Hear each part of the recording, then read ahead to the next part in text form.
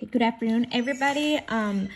On activity 3 for our barriers in learning and environment or universal design for learning, I decided to do a flip chart.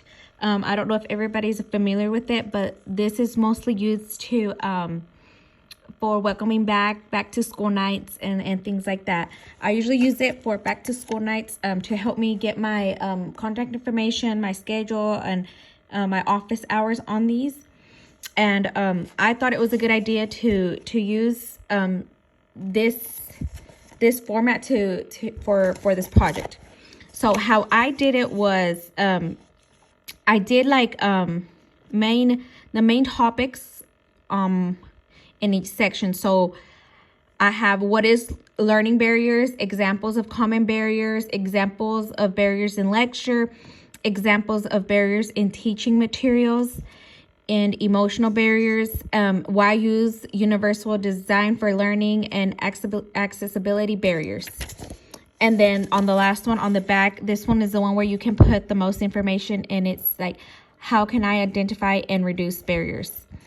And so how I did it was I already have this this saved to a USB, and I usually use it constantly. So it was really easy for me to put it all together. So this is how it looks when it's when you're able to edit in Word. I really didn't think about if it was gonna work out or not, but I felt like it did work for me. Especially if I need to go back and see an example. So I'm gonna go through it with you. So like on the first one is what is learning barriers. So I just gave a really brief example on what is learning barriers, and I put learning barriers can be physical, mental, emotional, and cultural or social elements that obstruct a student from achieving their learning goal. And then I did give some examples. So like on my first one, I did examples of common barriers, and some of the points that I put was not having enough background knowledge or required skills for a lesson, not knowing the next steps or receiving feedback about their progress, not knowing key vocabulary terms, facing social emotional challenges. And then I went ahead and did examples on the third one, examples of barriers in lecture, and then like large group lecture or independent seat work, mandatory group work. Students can get overloaded, bad note taking, or lack of social skills and time management. And then on my fourth one, I put examples of teaching materials. So this would be like worksheets and textbooks. On the worksheets, I put that they have different vocabulary levels, different methods of answering questions, and textbooks, font size, color contrast, and struggling to read at a grade level. And then emotional barriers, I gave some examples on that too. Emotion can influence how much enthusiasm students bring into the classroom, and how much knowledge they take in, and how much effort they put into the work. Fear of failure can lead to anxiety, apprehension, or refusal to learn new things. Low self-esteem can lead students to believe that they can't learn or do something that even before they try. The fear of change can make students resistant to new methods and approaches or perspectives. And then I put why use universal design for learning. So on here, I just put like a brief reason why UDL is important. But something that I really thought about was that I could make a whole flip book for just UDL of learning, like the strategies on it and stuff like that. But this one's like an example said UDL gives you framework to follow so you can reduce the barriers of learning.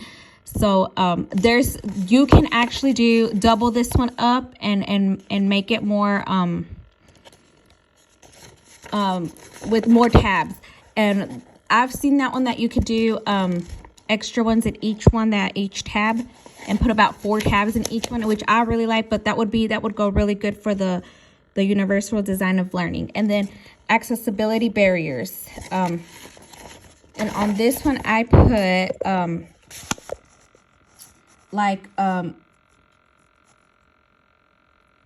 organizational or systematic, agricultural, physical, information or communication, and technological.